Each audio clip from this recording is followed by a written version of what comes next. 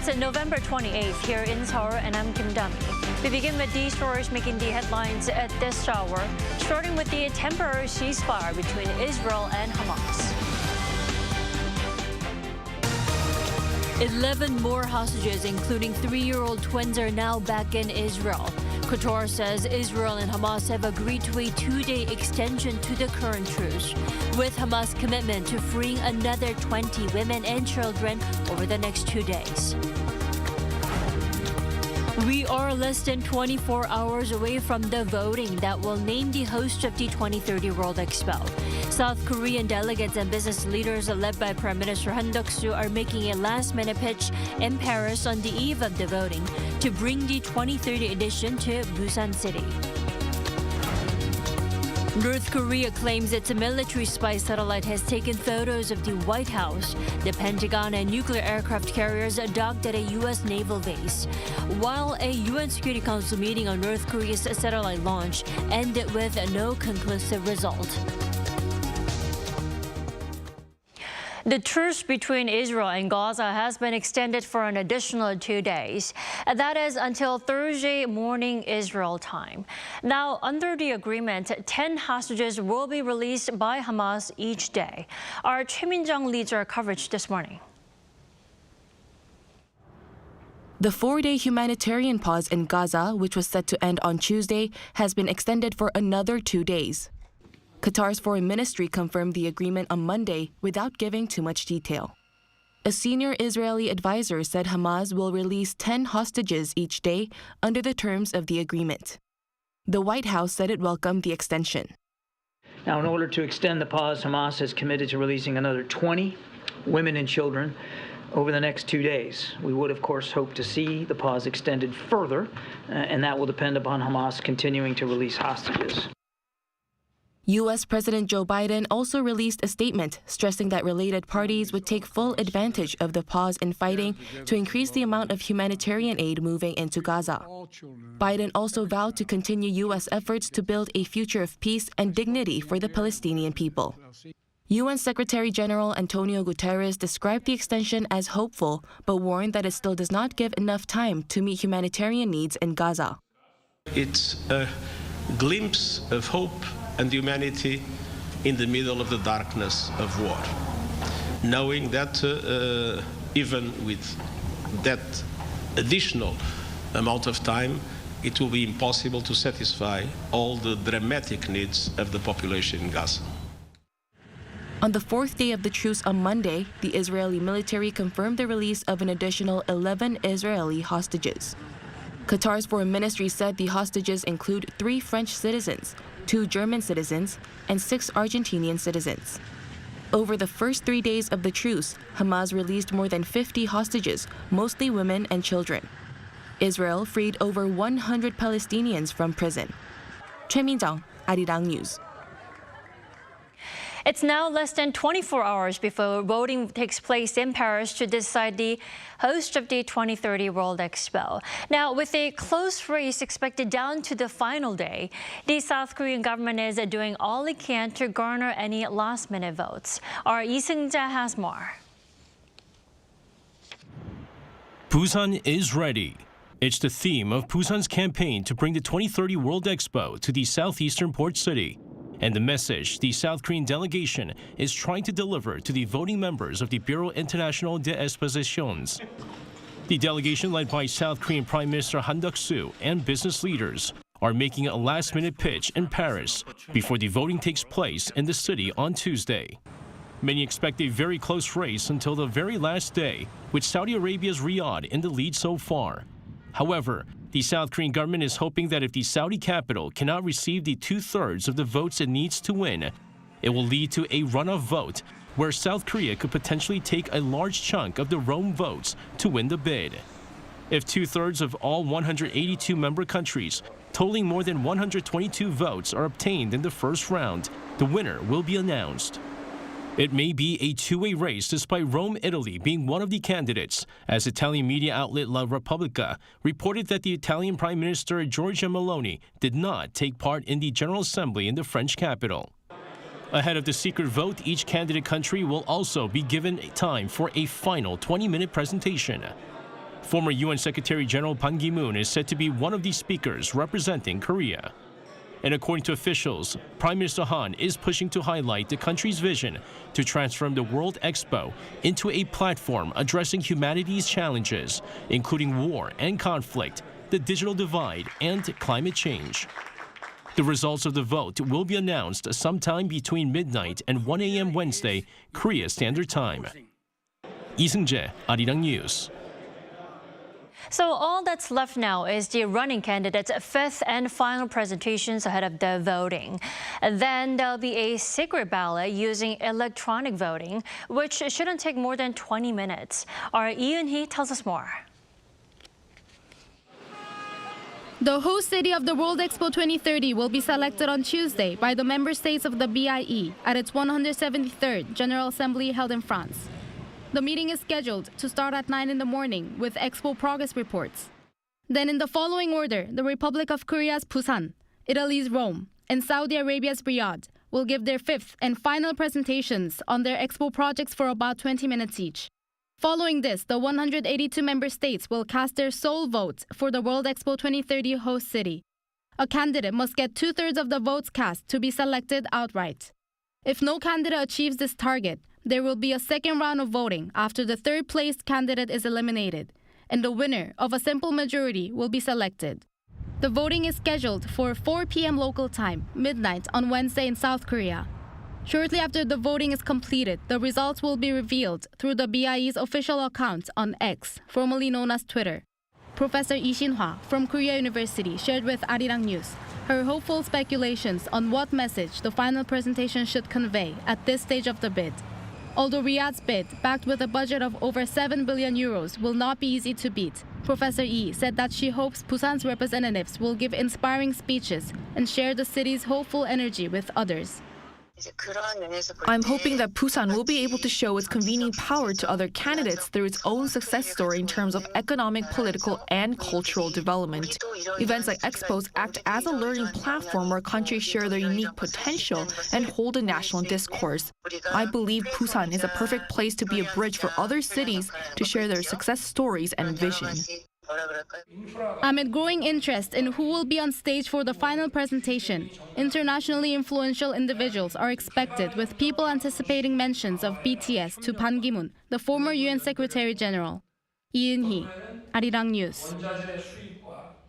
The Olympics, World Cup, and the World Expo are three major international events. Now, will South Korea be able to become the seventh nation in the world to have hosted all three by becoming the host of the 2030 World Expo? For more, we turn to Professor Samuel Richards this morning. Welcome to the program.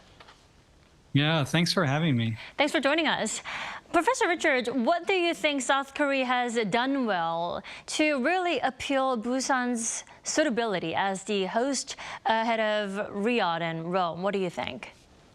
Well, what Korea's done well is become an economic and technological miracle over the course of the past 60 to 70 years. And that's what it's done well.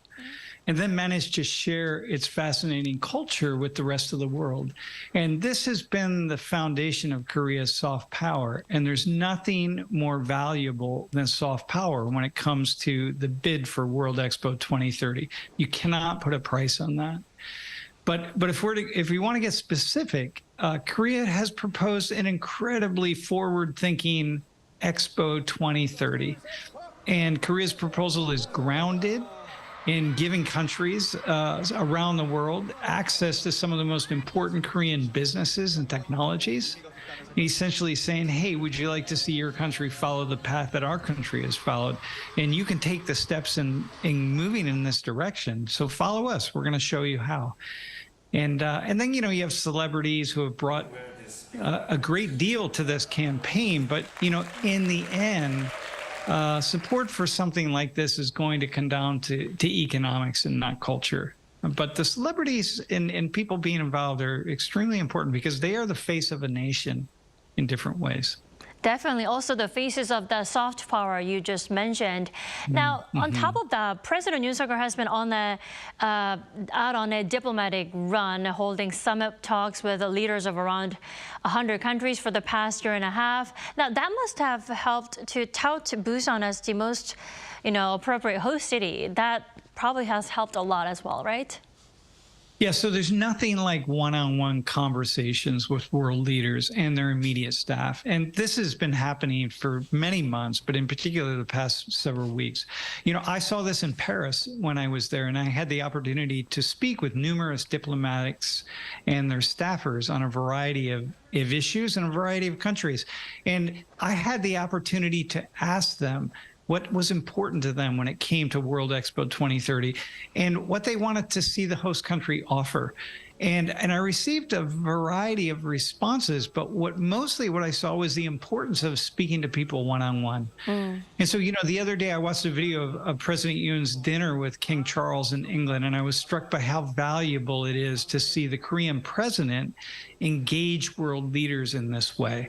It puts Korea in a certain kind of global spotlight, much like the state dinner that he had at the White House earlier this year. It's extremely valuable for a bid like this. Definitely. Professor Richards, I do have to point out, though, South Korea was a little behind in joining the race, which is why it appears that Saudi has already persuaded so many countries in Africa and the Pacific Islands. Then what is South Korea's last chance, do you think, to really turn the tables? Well, okay, so the fact that Saudi Arabia might appear to have already convinced a number of nations to support the Saudi bid probably has little to do with the fact that Korea was behind in joining this race, and perhaps more with the fact that the Saudis are likely making promises to other nations, promises that proclaim support for one thing or another. I have no idea what those might be, but I can imagine. But what Korea is promising is to showcase one of the most forward-thinking international events that the world has ever seen. And Korea is a nation that's built on technology. The Koreans themselves have developed and moved forward in the world. It's Korean-built technology. It's the country. Korea did not sell some natural resource on the global market and then purchase technology from other countries around the world.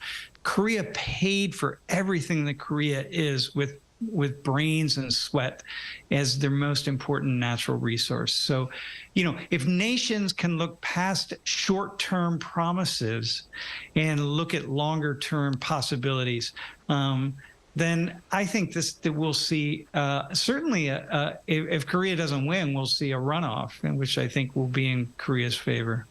Definitely so much to offer from technology and culture. As I mentioned earlier, if Busan does become the host, South Korea will become the 7th country in the world to have hosted all 3 of the biggest global events, including the Olympics and the World Cup. Now, what would that mean? What significance does it hold for Korea and its national status even? Well, okay, so here's how I would respond to that. Even if Korea does not win the World Expo bid, it's still significant that in my lifetime, Korea has gone from being a small, poor, debtor nation to one of the world's most powerful and advanced societies. So that it has hosted any of these international events in such a short period of time, in terms of its economic development, is far more monumental than being able to say that it hosted all 3. And I think it's important to keep this in mind and remember that Korea has already won in this competition. Korea is a leading global nation. It will continue to be long into the future. And in this sense, Korea has won. Definitely. All right, Professor Richards, thank you so much for your time and your insightful comments this morning. We appreciate it. Yeah, you're welcome. Thanks for inviting me. Be well and good luck. Let's hope for the best.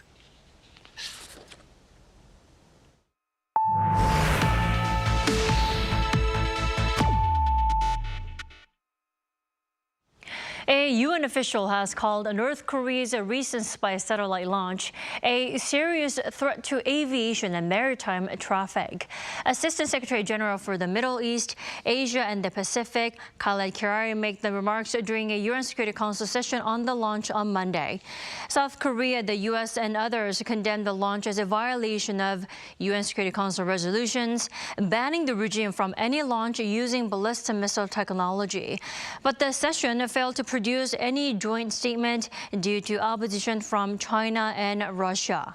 At the session, North Korean ambassador to the UN, Kim Sung, defended the launch as part of the North's sovereign right, adding, "Is the U.S. launching a satellite with a balloon or a catapult, if not with a rocket?" South Korean ambassador to the UN, Hwang Jung-guk, said that Pyongyang is now almost mocking the Security Council. North Korea says its Mallikyung-1 military reconnaissance satellite took pictures of the White House and the Pentagon. According to the North state-run media on Tuesday, leader Kim Jong-un received the photographs from the National Aerospace Technology Administration on Monday and Tuesday. It added that its leader also received images of Norfolk Naval Base, Newport News Shipyard, and an airfield in the U.S. state of Virginia.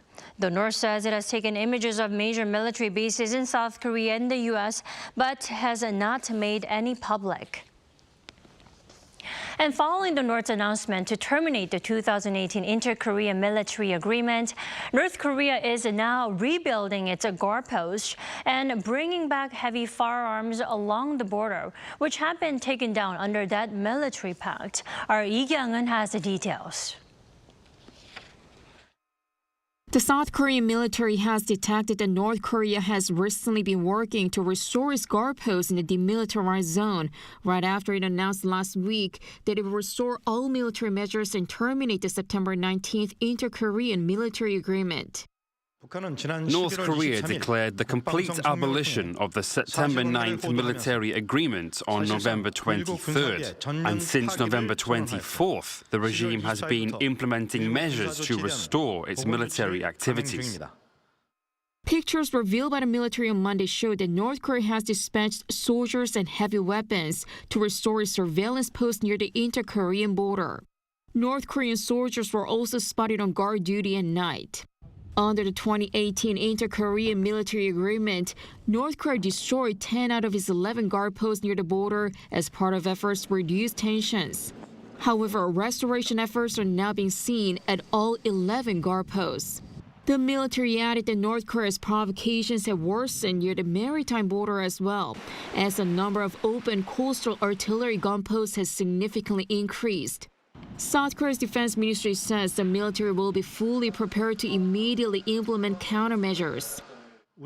We clearly state that our military is closely monitoring North Korea's provocations and is fully prepared to punish North Korea immediately, strongly, and to the end, based on Seoul and Washington's strengthened joint defense posture. Speaking to reporters on Monday, the new chairman of the Joint Chiefs of Staff, Kim Myung-soo, hinted at the possibility of restoring South Korea's guard posts as a corresponding measure, saying that it comes down to how the, quote, enemy decides to act. South Korean President Yoon Suk-yeol also ordered the chiefs of the Defense Ministry and JCS to maintain a firm military readiness posture so that the citizens can feel secure. Lee Kyung-eun, Arirang News.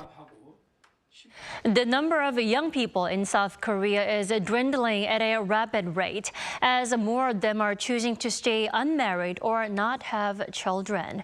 According to Statistics Korea on Monday, the number of those aged between 19 and 34 is predicted to drop by half by 2050, as over 4 in every 5 of those in that age bracket were unmarried as of 2020. In particular, over 56% of 30 to 34-year-olds were unmarried, 3 times higher than figures recorded in 2000. And back in 1990, young people made up nearly a third of the total population. 30 years later in 2020, there were just over 1/5. By 2050, they are projected to account for just 11%. A fifth of those in this age group are also living alone, with more than half residing in the capital region. Starting next year, foreign workers with E-1 non-professional employment visas will be permitted to work at restaurants here in South Korea. According to the Ministry of Employment and Labor on Monday, the range of industries for E-1 visa holders has been expanded to restaurants, as well as mining and forestry sectors. It has also decided to bring over a record-breaking 165,000 non-professional migrant workers next year, which is 45,000 more this year. Now, this comes amid growing labor shortages in a number of industries. Manufacturing will accept the largest number of non-professional employees at 95,000, followed by agriculture and livestock at around 16,000.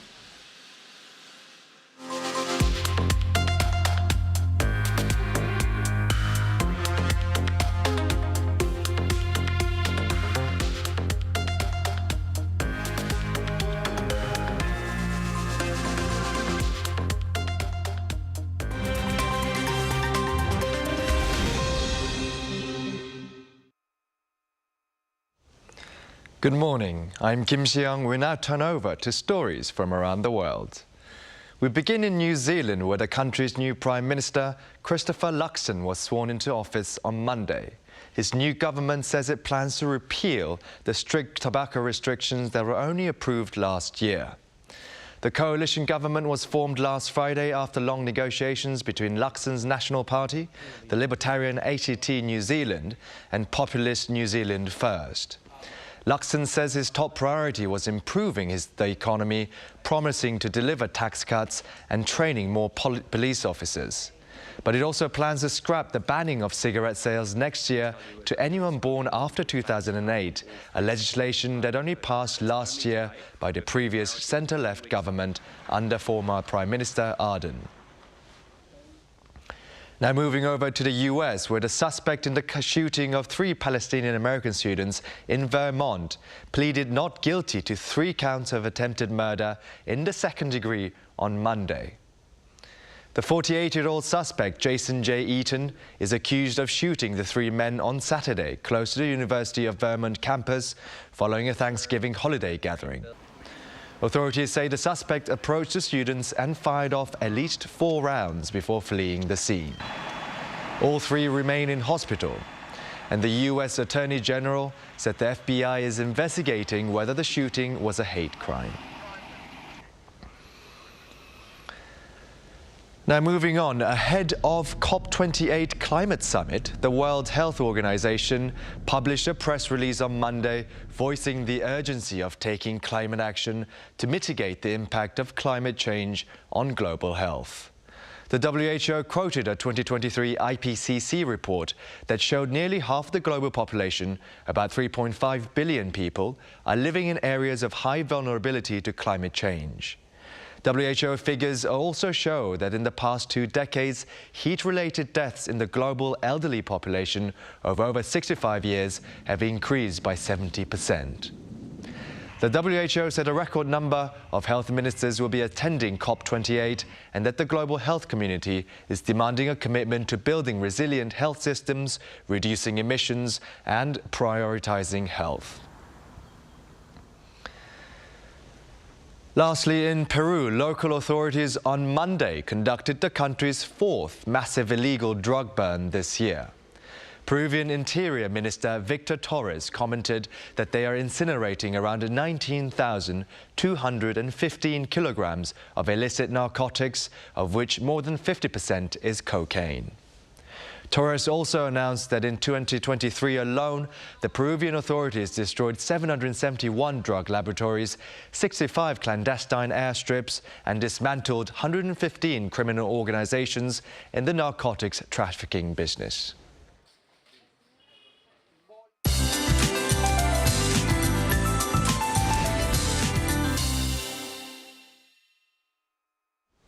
Hello, I'm Lee Ji-yeon with the latest weather updates. We need to brace for a big freeze from today and throughout the rest of the week. The morning started off colder than yesterday, and highs also won't rise that much. And on Thursday, we'll see morning temperatures going down to as low as -7 degrees Celsius here in the capital. A dry weather advisory is in place for the East Coast, and a strong wind watch has also been issued in mountainous regions in Gangwon-do province. So please, fire caution is a must.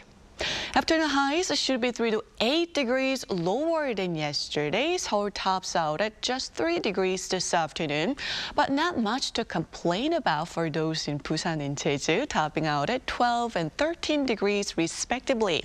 We should have more sunshine than clouds today. Meanwhile, bad dust levels in Daegu and Jeju should improve as the day goes on. Then there will be a mix of rain and snow across Korea for the remainder of the week, along with icy cold temperatures. So please take well care. That's Korea for you, and here's a look at the international weather conditions.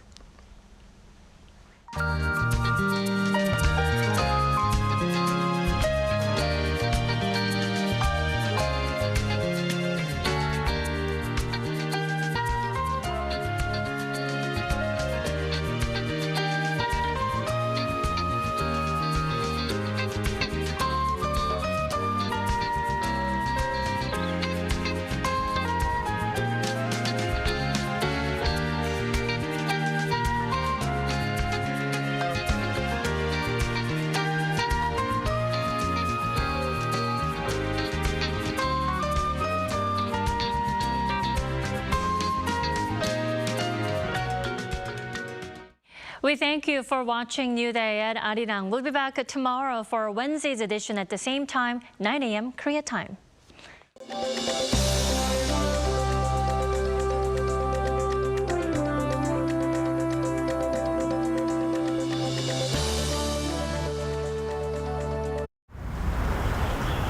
Welcome.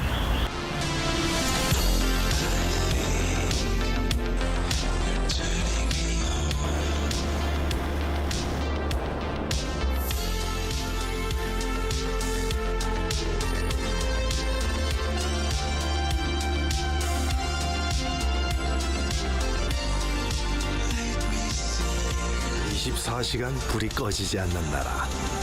감당할 수 있겠니?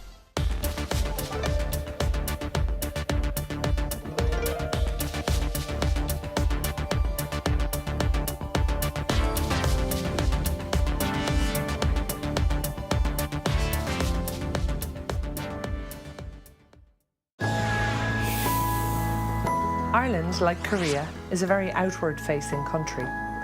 Our peoples are curious about the world. Like Irish people, it matters to Koreans that your story is told well, that people understand your values, your culture, your perspectives. Arirang plays a really important role in telling Korea's story to the world and to promoting the Korean brand. This fosters closer friendships between Korea and other countries and enables better cooperation. Resonating with the world, Arirang.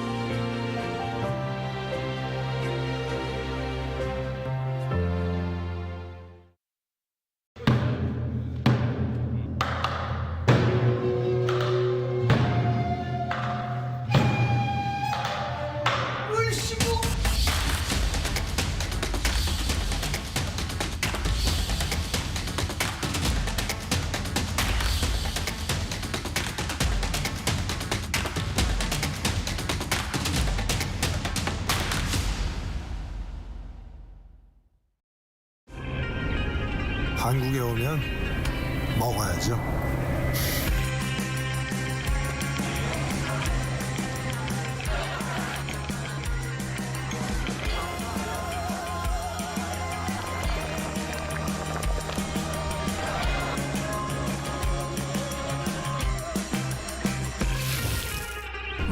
먹어도 끝이 없는 나라.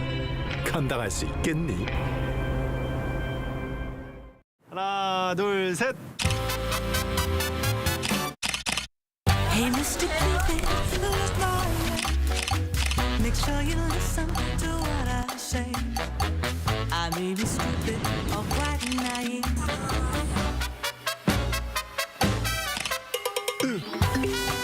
끝없이 쏟아지는 포토스팟. 휴대폰 한 대로 감당할 수 있겠니? Straight through my heart. 웰컴.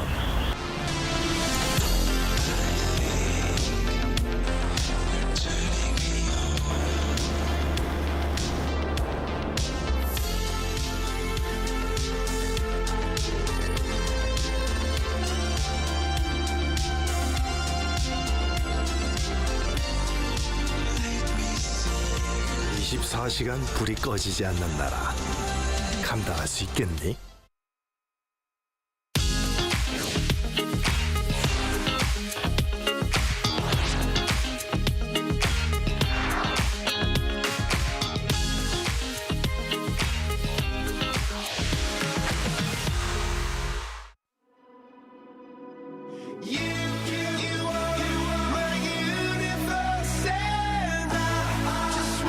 We're here to make a new type of news. New insights, new styles, and new topics every day. We are News Generation.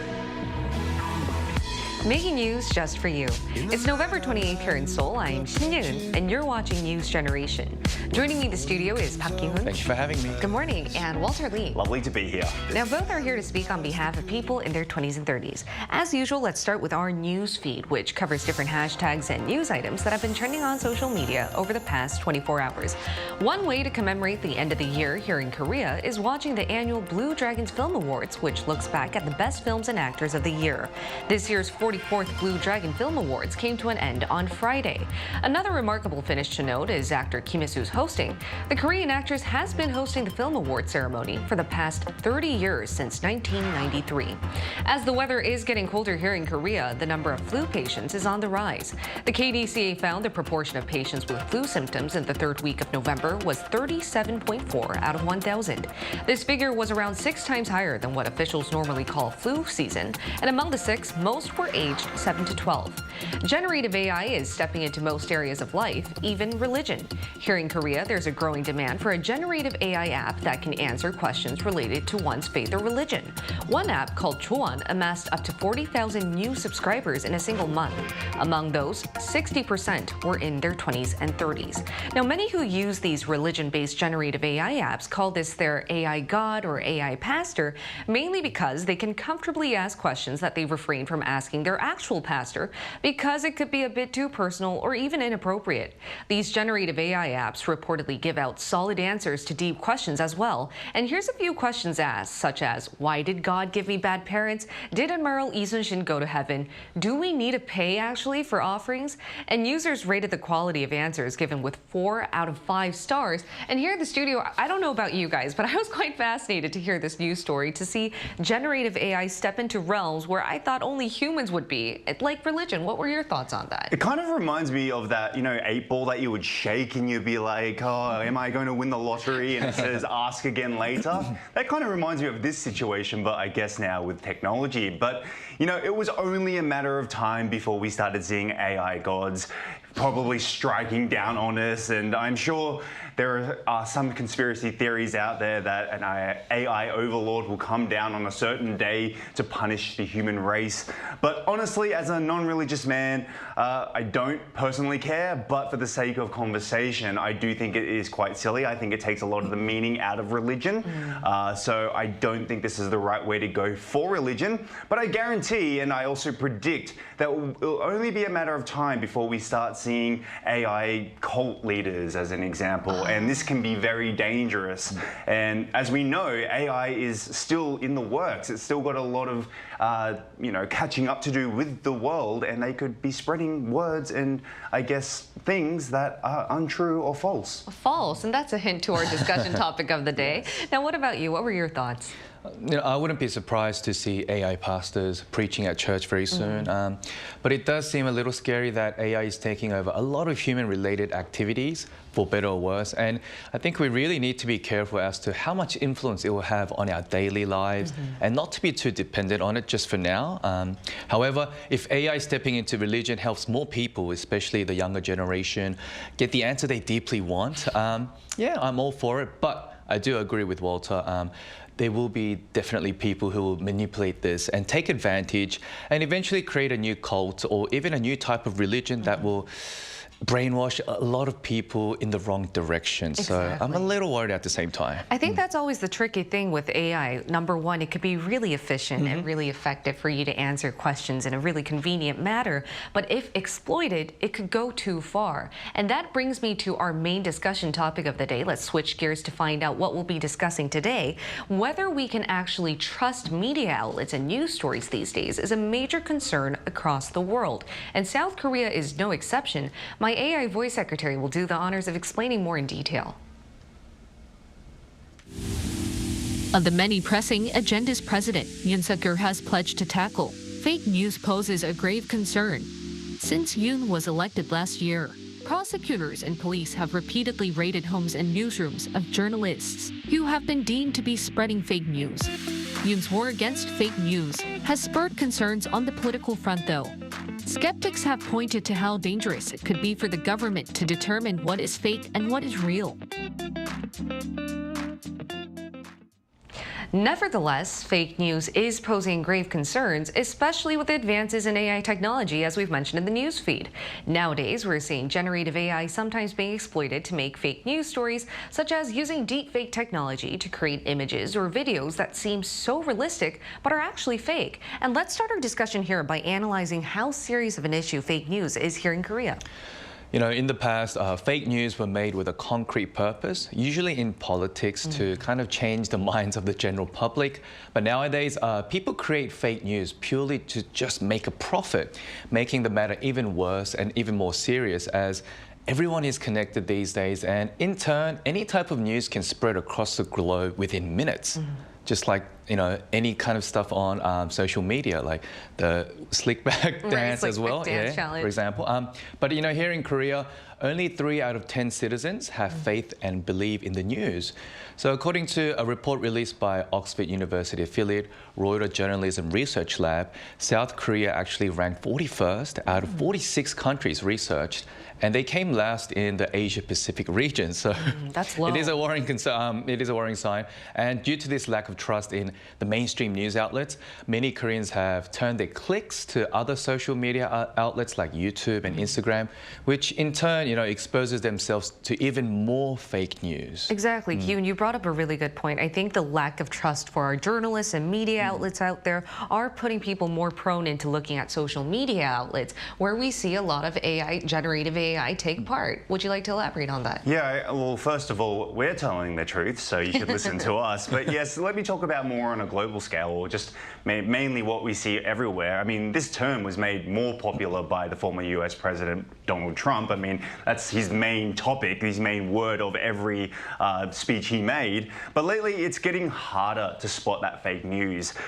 With the fast evolution of AI, just about anyone or everyone can create something that can be seen as credible at the start. Now, going back to the former President Donald Trump, do you remember the time that he was deepfaked online during his trial, and there were photos online of him being carried. Looks like he was fighting against the police, and there was also a mugshot.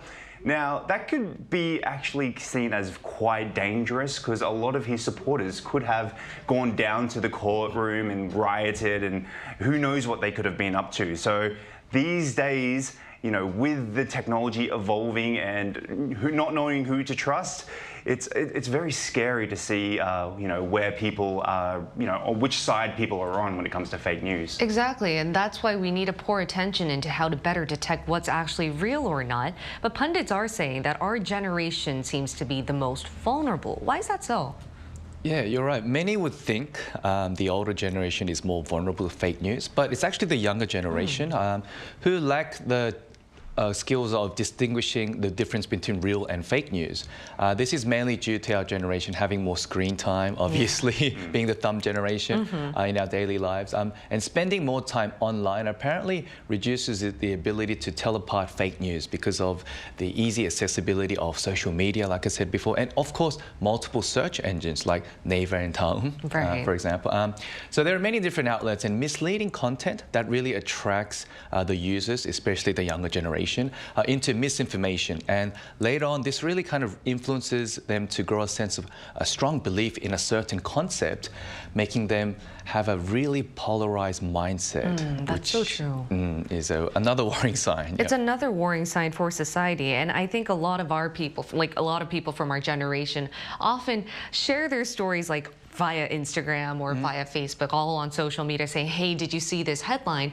Without better cross-checking whether this is true or not. They would be looking at, for instance, deep faked videos of Donald Trump saying Donald Trump recently went into jail when in fact it didn't really happen. So I do think that our generation could fall victim because of us being the thumb generation. But what other reasons are there? Well, yeah, just to add on to Ki-hoon's statement, I read quite an interesting article. There was a test done by the University of Cambridge psychologists over the span of 2 years looking at 1,516 Americans on how vulnerable they were to, believing fake news. Now, they used 10 real headlines and 10 headlines created by ChatGPT. Now, overall, the population resulted in 65% being able to read fake news in a way that they know the difference between fake news and real news. Now, the 18 to 29 score quite high. 16 out of 20 actually could see the difference.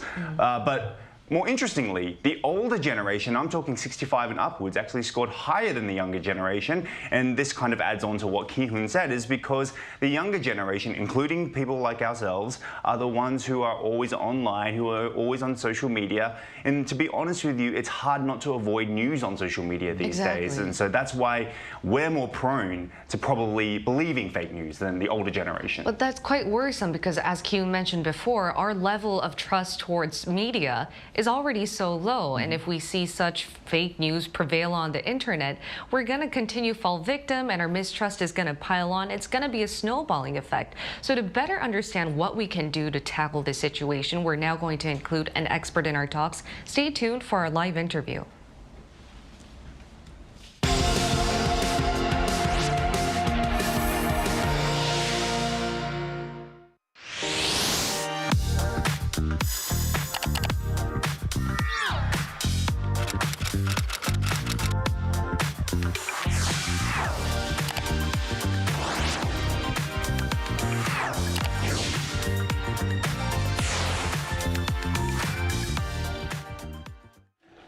We're now going to include an expert who can further analyze what we should do to better determine what's actually fake news. Also, to help us gain some insight on what we should do about this issue. Let's talk to Professor Jeffrey Blevins, a professor of journalism and public and international affairs at the University of Cincinnati. Welcome, Professor. Good morning. It's good to be here. All right, Professor Blevins, I would like to ask you the first question. How prevalent is fake news nowadays around the world, and to what extent can it harm society? Are there any real-life cases that show how damaging fake news could be? Well, it is prevalent, and I really enjoyed listening to your in-studio conversation. You did a really great job of analyzing the problem. But I think we need to kind of define our terms a little bit first. If we're talking about fake news in that it's something that's disguised as something it's not, like from a legacy outlet, a more traditional media outlet, whether it's AI generated or it's a deep fake, yes, that's fake news. And we see a lot of it, particularly when there is crisis and a lot of emotional turmoil. So, take, for instance, the war between Israel and Hamas. We've seen a lot of fake news that has been generated around that conflict. There was one of the more damaging, I think, reports that I saw was a faked, video that looked like it was coming from BBC, and it was suggesting that Ukraine was supporting Hamas militarily and financially, which isn't true, but it was meant to stir up more outrage. And, that is, it's prevalent and it's dangerous, but I think what makes it even more dangerous is that we have conflicting definitions of fake news. So, for instance, Korean President Yoon, as you mentioned, and former U.S. President Trump, they use the term fake news as a pejorative to talk about you all and me and the type of journalism that we do if they don't find it favorable. And I think this is what confuses a lot of people. It puts fake news and real journalists on equal footing, and people don't feel like they can trust either one, and that's really unfortunate. Definitely, it's a snowball effect. Professor, so how can we determine whether something is fake news or not? Well, we really have to rely on our own critical instincts, and there are a few red flags that I always suggest people look for. The first is if it's on, for instance, social media, and it says proof or evidence or this is the truth. That is not the way that journalists, report, and that's not the you read our report, you watch the news, and you make up your own mind. So something that has those words should be a red flag. And also, is it something that is outrageous? Do you feel outraged? So take the example that you gave of, former President Trump, being, tackled and manhandled, in a court. Why would, someone on YouTube have the only video of this? If this were accurate, every news outlet would be reporting this. So ask yourself, why is this the only outlet that seems to have this? And from there, I suggest that we start looking for other sources as well, sources that are local or regional, that we know the anchors, we know the reporters, they're in our community. Start there. And most importantly, what types of regulations are needed to better detect fake news and to stop fake news from spreading itself? Well, I have to admit, I'm not a fan of regulation. I think regulation can do more harm than good. Because do we really want any political party, any political interest to be the arbiter of what is true or what is false, but particularly if it involves political speech? But it does leave us with a bit of a problem because, at least in the U.S., we have relied on industry self-regulation. But even when social media outlets are making an earnest effort to police this stuff, it really is kind of a whack-a-mole approach in the sense that, you're always responding to something that is false and misleading, and it's out there and it's had an effect before you figure it out and can shut it down. And by the time you close that account or flag it, it's going to show up someplace else as well.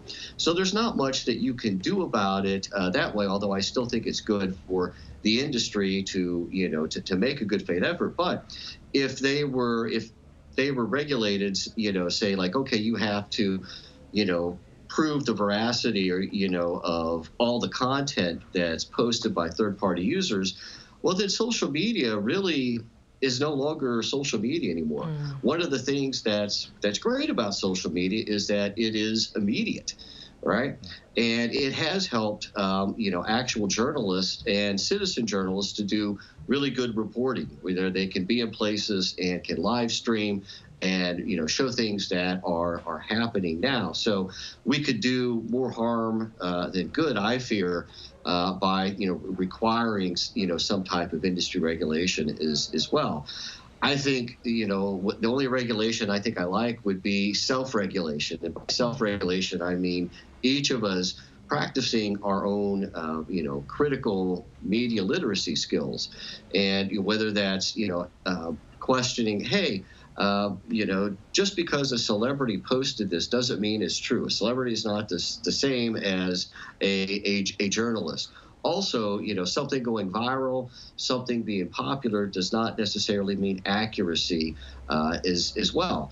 And that's usually the financial incentive for people who are, posting fake news, not necessarily for any type of political interest, but simply for financial gain. They want to get clicks and likes, and they can generate revenue that way. So cross-check it with with your local and regional media. And if something is you're really uncertain about something, call your local news, send them an email, and ask them to fact check it. In the U.S., the USA Today has a whole team of fact checkers, but even local news outlets like here in my city, Cincinnati, local reporters love getting that stuff. It's like, hey, you just gave us a news tip. Exactly. So that would be my best recommendation. Yeah. Right. Developing our own critical insight and having better media literacy, whether that be through education or better interacting with journalists, seems to be the key. Thank you so much, Professor Blevins. Oh, absolutely. I really enjoyed this. Thank you so much. Thank you. All right, and we're going to end our discussion off by giving our own few tips as to how to better tackle and detect fake news. And Kyun, why don't you do the honors of explaining your own tips to our viewers? Sure. I'd like to share some tips set forth by an institute in America called Fact Check. Let's take a look at the screen. All right. So here are 3 simple steps. Number 1, identify news source, writer, supporting evidence, and creation date. 2, read the whole news article. 3, reflect on your personal views. So I think this is very important because, like what the professor said, we need to really cross-check and have better, journals literacy. But I think, our view, people in general, we want to read what we want to read and believe in what we want to believe in and just listen to what we really want to listen to. But I think that really makes us really polarized and not really open to different kind of suggestions and different facts as well. So I think having a bit more open mindset could really help us tell the difference between real news and fake news. For sure, and if I expound upon that a bit, I think the professor mentioned another really important part is whether regulation would actually be the right way to go, because given that social media is an open and free space, the pros there is that we have much more better discussions and sometimes even raw evidence. But then if exploited, it could go the wrong way. But whether a government or politics get involved, that's a tricky issue there. But apart from that, Walter, what are your few tips for our viewers out there watching NewsGen on how to better tackle fake news? Well, I think that the professor really hit on a great point. And since he was against regulation, self-regulating is an amazing thing to do. I think that comes down to double checking, triple checking your sources, going a little bit further to make sure everything is true rather than just seeing the first thing you see and then just counting it as true. Now, it does mean that you have to go to a little bit more effort of understanding the whole topic itself. And I know we are an impatient society, and our generation just wants to quickly scroll through and get the information as fast as possible. But given the fact that in the state of the world at the moment, it is really important not to believe everything that you see online. Otherwise, you could end up making things a lot worse. So yes, self-regulation is the best tip, I think. Yeah, and though traditional media might even fall victim into all these generative AI taking over and making it into fake news, try contacting journalists out there like ourselves so we can better guide you into how to better detect what's real and fake. In the meantime, we'll be here every day from 9:30 to 10 a.m. Korea time, bringing you more topics young people are talking about.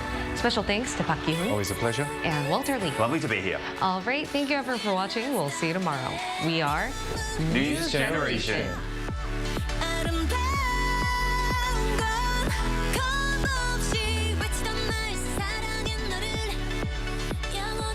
하나, 둘, 셋. Hey, Mr. Cupid, who's lying? Make sure you listen to